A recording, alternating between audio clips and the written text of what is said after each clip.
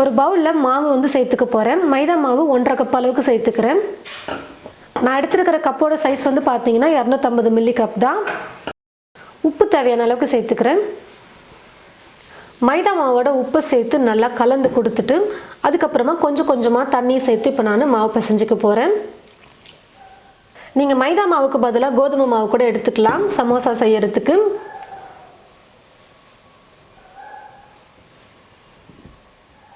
மாவை நல்லா பிசைஞ்சதுக்கு அப்புறமா இது கூடவே ஒரு 2-3 ஸ்பூன் அளவுக்கு எண்ணெய் சேர்த்து நல்லா பிசைஞ்சிக்க போகிறேன்.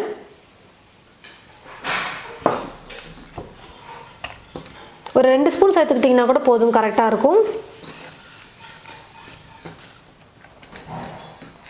பாருங்கள் ஃப்ரெண்ட்ஸ், மாவு வந்து எண்ணெய் சேர்த்துட்டு நல்லா மிக்ஸ் பண்ணிக்கிட்டேன். நம்ம சேர்த்துருந்த எண்ணெய் முழுக்க வந்து நல்லா அப்சர்வ் பண்ணிக்கிச்சு மாவு. அந்தளவுக்கு நல்லா நான் வந்து மாவு பிசைஞ்சு எடுத்துக்கிட்டேன். இப்போ மேலே ஒரு பிளேட் போட்டு மூடி வச்சிடலாம், அப்படியே இருக்கட்டும். மாவு வந்து கொஞ்ச நேரம் ஊறிச்சுனா போதும். அதாவது நம்ம சமோசாக்குள்ளே ஸ்டஃப் பண்ணுறதுக்கு நம்ம எல்லாம் ரெடி பண்ணுற வரைக்கும் ஊறினா போதும். உள்ளே ஸ்டஃப் பண்ணுறதுக்கு மசாலா ரெடி பண்ணிக்க போகிறேன். நான் வந்து மீடியம் சைஸில் இருக்கிற வெங்காயம் வந்து 4 வெங்காயம் எடுத்திருக்கேன். வெங்காயம் வந்து பார்த்தீங்கன்னா ரொம்ப பொடியாகவும் இல்லாமல் ரொம்ப நீளமாக இல்லாமல் நான் கட் பண்ணி எடுத்து வச்சுருக்கேன். உங்களுக்கு பொடியாக வேணும்னாலும் கட் பண்ணிக்கலாம்.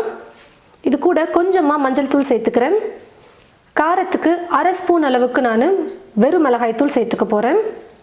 தேவையான அளவு உப்பு, 1/4 ஸ்பூன் கரம் மசாலா, 1/4 ஸ்பூன் மல்லித்தூள், கொஞ்சமாக சீரகத்தூள், 1 ஸ்பூன் அளவுக்கு இஞ்சியை பொடியாக நறுக்கி வச்சுருக்கேன், அதை சேர்த்துக்கிறேன். ஒரு பச்சை மிளகாவை பொடியாக நறுக்கி வச்சுருக்கேன், அதையும் சேர்த்துடுறேன். பொடியாக நறுக்கிய கருவேப்பிலை, பொடியாக நறுக்கிய கொத்தமல்லி. இப்போ இது எல்லாத்தையும் சேர்த்து நல்லா கலந்து கொடுத்துக்கலாம்.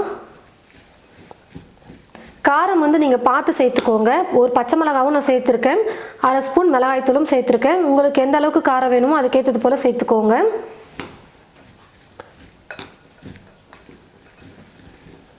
இப்போ எல்லாத்தையும் சேர்த்து நல்லா மிக்ஸ் பண்ணிக்கிட்டேன் பாருங்கள். இப்போ இதை அப்படியே எடுத்து வச்சிடலாம். மாவு வந்து பார்த்தீங்கன்னா நல்லா ஊறி இருக்குது. இப்போது நம்ம உள்ளே ஸ்டஃப் பண்ணுறதுக்கு ரெடி பண்ணிட்டோம். அது வரைக்கும் நமக்கு மாவு ஊறிச்சினாலே போதும். இப்போ எடுத்து மாவை நல்லா இப்படி உருட்டிக்கோங்க. உருட்டிட்டு சின்ன சின்னதாக மாவை கட் பண்ணிவிட்டு உருண்டை பண்ணி எடுத்து வச்சுக்கலாம். இந்த மாதிரி எல்லா மாவையும் நல்லா சின்ன சின்ன உருண்டைகளாக பண்ணி ஒரே சைஸில் எடுத்து வச்சுக்கோங்க. இப்போ நம்ம ஒவ்வொரு உருண்டைகளாக எடுத்து நம்ம தேய்ச்சி எடுத்துக்கலாம். நல்லா மெல்லிசாக தேய்ச்சிக்கணும். சமோசா ஷீட் வந்து பார்த்தீங்கன்னா நல்லா மெல்லிசாக இருந்தால் தான் சமோசா வந்து உள்ளெல்லாம் வெந்து வரும், சாப்பிட்றதுக்கும் நல்லாயிருக்கும், கிறிஸ்பியாக.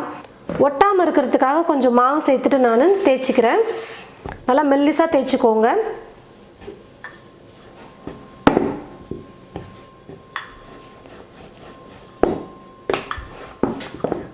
பாருங்கள் ஃப்ரெண்ட்ஸ், ஓரளவுக்கு நான் வந்து தேய்ச்சி எடுத்து வச்சுக்கிட்டேன். இப்போ இதை அப்படியே எடுத்து ஒரு பிளேட்டில் போட்டு வச்சிடலாம். அடுத்ததாக இன்னொரு மாவு உருண்டை எடுத்து திரும்ப மாவை தூவிட்டு நம்ம தேய்ச்சி எடுத்துக்கலாம்.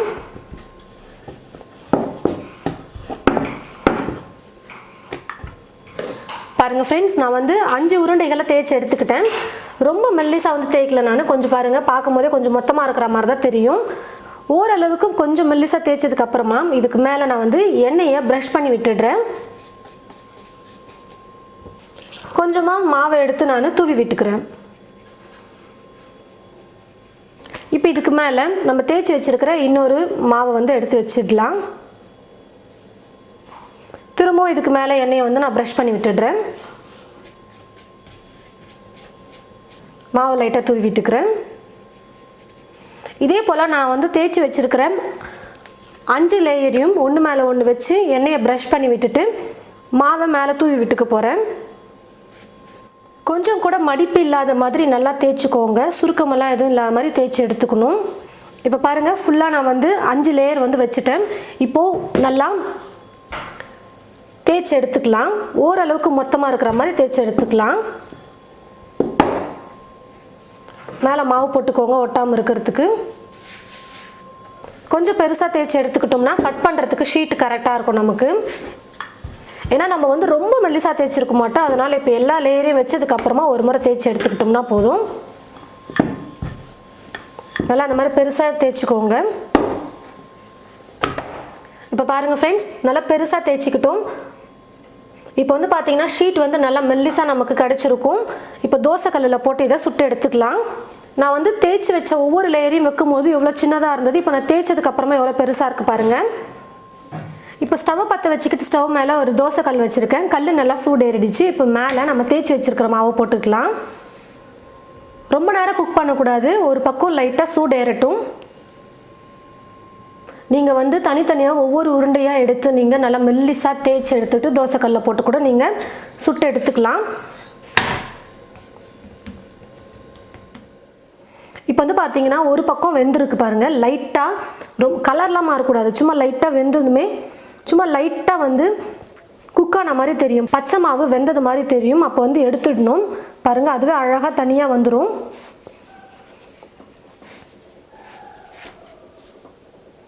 இப்படி எடுத்துட்டிங்கன்னா ஒரு ஷீட் ரெடி ஆகிடுச்சு பாருங்கள். இப்போ நான் திருப்பி போட்டு இன்னொரு பக்கம் நான் எடுத்துக்கிறேன். இப்போ இந்த பக்கம் வந்து பார்த்தீங்கன்னா மாவு வந்து வெந்திருக்கு. இப்போ நான் இந்த லேயர் எடுத்துடுறேன். தீயை வந்து குறைச்சி வச்சுக்கோங்க. தீ ஃபுல்லாக வச்சிட்டிங்கன்னா அப்புறமா நல்லா சப்பாத்தி மாதிரி குக் ஆகிடும். நமக்கு அந்த மாதிரி குக் ஆகக்கூடாது. ஷீட் வந்து நமக்கு லைட்டாக குக் ஆகி கிடைக்கணும், அவ்வளோதான். கலர்லாம் மாறக்கூடாது. வெந்துருச்சுன்னா அழகாக ஆட்டோமேட்டிக்காக அதுவே வந்துடும் பாருங்கள். உங்களுக்கு இந்த மாதிரி பண்ண கஷ்டமாக இருந்ததுன்னா நீங்கள் தனித்தனியாகவே மெல்லிசாக தேய்ச்சி எடுத்துக்கோங்க.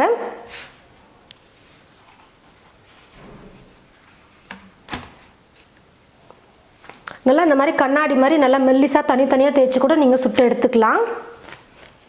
இப்போ வந்து பார்த்தீங்கன்னா 3 லேயர் பிரித்து எடுத்துட்டேன். இன்னும் 2 லேயர் தான் இருக்குது, அதையும் பிரித்து எடுத்துடலாம். இப்போ பாருங்கள், நல்லா வெந்ததுமே ஃபுல்லாக எடுத்துடலாம். இந்த மாதிரி எவ்வளோ நல்லா மெல்லிசாக நமக்கு ஷீட் வந்து கிடச்சிருக்கு பாருங்கள். பாருங்கள் ஃப்ரெண்ட்ஸ், நல்லா சூப்பராக நமக்கு சமோசா ஷீட் வந்து கிடச்சிருச்சு. உங்களுக்கு இந்த மாதிரி சமோசா ஷீட் ரெடி பண்ண கஷ்டமாக இருந்ததுன்னா நீங்கள் ஒவ்வொன்றா மெல்லிசாக தேய்ச்சி கூட தோசைக்கல்லில் போட்டு இந்த மாதிரி லைட்டாக குக் ஆனதுக்கப்புறமா எடுத்துடலாம். இப்போ ஒன்று மேலே ஒன்று வச்சுக்கலாம் கட் பண்ணுறதுக்கு.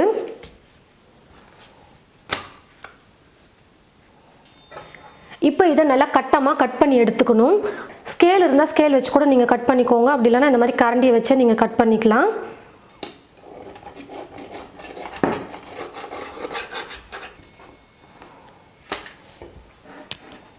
பாருங்கள் ஃப்ரெண்ட்ஸ், நல்லா கட்டமாக நான் வந்து ஷீட்டை கட் பண்ணி எடுத்துட்டேன்.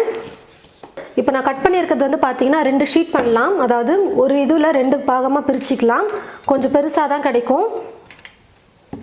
சமமாக நான் வந்து கட் பண்ணி எடுத்துடுறேன்.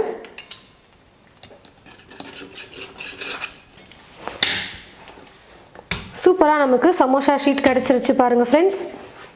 இந்த மாதிரி நம்ம செஞ்சு வச்சுட்டோம்னா இப்போது சமோசா செய்கிறது ரொம்ப ஈஸி. ஷீட் ரெடி பண்ணிட்டோம்னாலே போதும். இப்போ நம்ம சைட்லலாம் ஷீட்டுக்கு வந்து கட் பண்ணோம் பார்த்தீங்களா, அதெல்லாம் வந்து வேஸ்ட் பண்ணாமல் சின்ன சின்னதாக நம்ம கட் பண்ணி வச்சுக்கலாம் எண்ணெயில் போட்டு பொரிச்சு எடுக்கிறதுக்கு.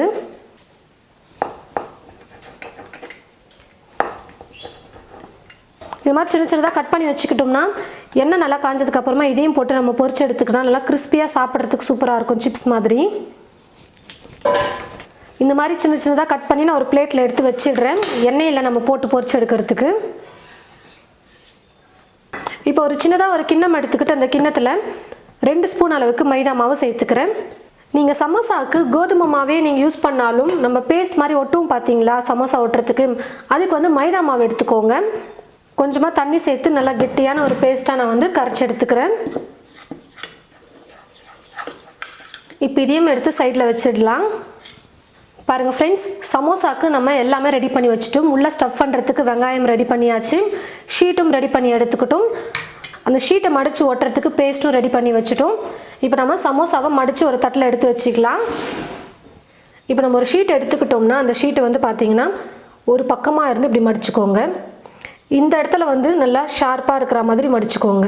இப்படி மடிச்சுட்டு பாருங்கள், இப்படி திரும்பவும் இப்படி மடிச்சுக்கோங்க. இந்த இடம் வந்து ஹோல்ஸ் விழக்கூடாது, அதனால் நல்லா ஷார்ப்பாக மடிச்சுக்கோங்க. இங்கே வந்து நல்லா ஒட்டி மடிச்சுக்கோங்க.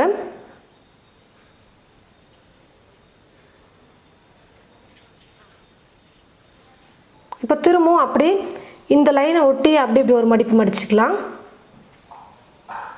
பாருங்கள் ஃப்ரெண்ட்ஸ், ரொம்ப ஈஸி தான் சமோசா ஷீட் மடிக்கிறது. இது அதே மாதிரி இந்த பக்கம் பாருங்கள், நல்லா ஷார்ப்பாக இருக்குது, ஹோல்ஸ் வந்து இல்லை பாருங்கள். கேப் இருக்கக்கூடாது. கேப் இருந்துச்சுன்னா நம்ம வந்து மசாலா உள்ளே போடும்போது வெளியில் இந்த பக்கம் வந்து விழுந்துடும். அதனால் நல்லா கேப் இல்லாமல் மடித்து எடுத்துக்கணும். இப்போ வந்து நான் என்ன பண்ண போகிறேன்னு பார்த்தீங்கன்னா இந்த பக்கத்தில் பேஸ்ட் வந்து ஒட்டிக்க போகிறேன். இங்கே வந்து பார்த்தீங்கன்னா உள்ளே வந்து நம்ம மசால் போட போகிறது, அதனால் இந்த பக்கத்தை அப்படியே விட்டுட்டு இந்த சைடில் வந்து நம்ம ரெடி பண்ணி வச்சுருக்கிற இந்த மைதா பேஸ்ட்டை நல்லா தேய்ச்சி விட்டுட்டு ஒட்டிக்கலாம்.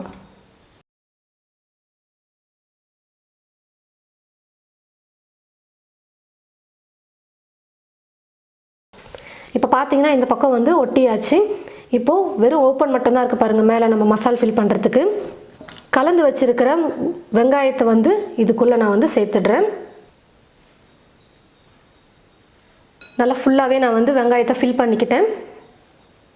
இப்போது இங்கே வந்து பேஸ்ட் வந்து நான் அப்ளை பண்ணிக்க போகிறேன். இந்த இடத்துல நீங்கள் பேஸ்ட் அப்ளை பண்ணிக்கலாம், அப்படி இல்லைனா இங்கேயும் ஃபுல்லாக நீங்கள் அப்ளை பண்ணிக்கலாம். ஏதாவது ஒரு இடத்துல அப்ளை பண்ணிக்கோங்க.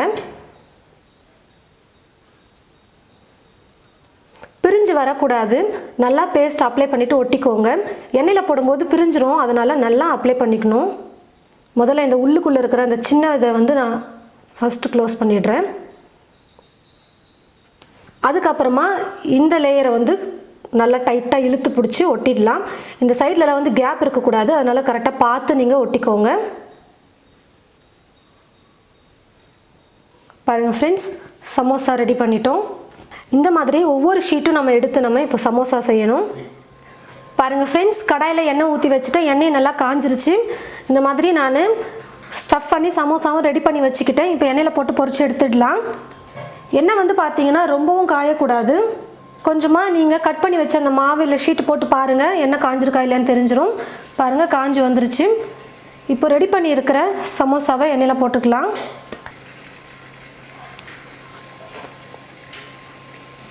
தீ வந்து மிதமான தீயில் வச்சுட்டு குக் பண்ணிக்கோங்க.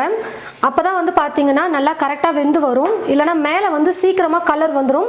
நம்ம லேயர் வந்து நிறைய மடிச்சிருப்போம் பாருங்கள், அப்போ உள்ளே இருக்கிற லேயர் வந்து வெந்துடும், ஆனால் கிறிஸ்பியாக இருக்காது சாப்பிட்றதுக்கு. அது மட்டும் நீங்கள் பார்த்து குக் பண்ணிக்கோங்க. நல்லா கிறிஸ்பியாக இருக்கணும், அதனால் கொஞ்சம் மிதமான தீயில் வச்சுட்டு குக் பண்ணிக்கலாம். அப்பப்போ திருப்பி கொடுங்க, அப்போ தான் ரெண்டு பக்கமும் நல்லா வெந்து வரும். பாருங்கள் ஃப்ரெண்ட்ஸ், சமோசா வந்து நல்லா வெந்து கலர் வந்துருச்சு மேலேயும். நான் இப்போ இதை எடுத்துடுறேன். உள்ளே நல்லா வெந்திருக்கணும், அதனால் கொஞ்சம் மிதமான தீயில் வச்சுட்டு குக் பண்ணிக்கோங்க. நல்லா சூப்பராக சமோசா ரெடி ஆகிடுச்சு பாருங்கள். பாருங்கள் ஃப்ரெண்ட்ஸ், சமோசா ரெடி பண்ணியாச்சு. நம்ம சமோசா ஷீட் வந்து செய்யும்பொழுது கொஞ்சம் மீதி ஆச்சு பார்த்தீங்களா. நான் கூட அந்த ஷீட்டை கட் பண்ணி வச்சேன் பாருங்கள். அதை வந்து எண்ணெயில் போட்டு நான் பொரிச்சு எடுத்துக்கிட்டேன். ஏற்கனவே நம்ம மாவில் உப்பு போட்டு பண்ணியிருப்போம், அதனால் மேலே வந்து லைட்டாக உப்பு கொஞ்சமாக மிளகாய் தூள் சேர்த்து மிக்ஸ் பண்ணிக்கிட்டிங்கன்னா நல்லா காரசாரமாக சாப்பிட்றதுக்கு சூப்பராக இருக்கும். நல்லா கிறிஸ்பியாக பாருங்கள், நல்லா கிறிஸ்பியாக சூப்பராக இருக்கும் இந்த மாதிரி சாப்பிட்றதுக்கும். அப்புறம் நம்ம நல்லா டேஸ்டியாக சூப்பராக மசாலாலாம் வெங்காயத்தோடு சேர்த்து நல்லா ஸ்டஃப் பண்ணி நல்லா மொறு மொறுன்னு சமோசாவும் ரெடி பண்ணி எடுத்து வச்சாச்சு. சுட சுட ஈவினிங் டைமில் இந்த மாதிரி சமோசா செஞ்சுட்டு கூடவே நல்லா இஞ்சி டீ போட்டு சாப்பிடும்பொழுது அவ்வளோ டேஸ்டியாக இருக்கும். அதுவும் மழைக்கு நல்லா சுட சுட டீயோட சமோசா சாப்பிடும்போது டேஸ்ட்டே ரொம்ப சூப்பராக இருக்கும். நம்ம ஏற்கனவே நம்ம சேனலில் வந்து சமோசா செஞ்சுருக்கோம், அதுவும் வெங்காய சமோசா செஞ்சுருக்கோம். அது வந்து பார்த்திங்கன்னா வெங்காயத்தை நல்லா எண்ணெயில் வதக்கிட்டு அதுக்கப்புறமா நம்ம செஞ்சுருக்கோம். ஆனால் இப்போ வந்து பார்த்திங்கன்னா வெங்காயமெல்லாம் எதுவுமே வதக்காமல் நம்ம இன்ஸ்டண்ட்டாக மிக்ஸ் பண்ணி சமோசா பண்ணியிருக்கோம். ரெண்டு விதமான சமோசாவும் நல்லா டேஸ்டியாக சூப்பராக இருக்கும். உங்களுக்கு எது பிடிச்சிருக்கோ அந்த மாதிரி நீங்கள் ட்ரை பண்ணி பாருங்கள். அந்த சமோசா வீடியோவோட லிங்க்கையும் நான் உங்களுக்கு டிஸ்கிரிப்ஷனில் கொடுக்குறேன். நல்லா கிறிஸ்பியாக சூப்பராக வந்திருக்கு பாருங்கள் சமோசா. உள்ள வெங்காயமெல்லாம் நல்லா வெந்து வந்திருக்கு. மசாலாலாம் நம்ம நிறையாவே சேர்த்துருக்கோம், அதனால சாப்பிட சூப்பராக இருக்கும்.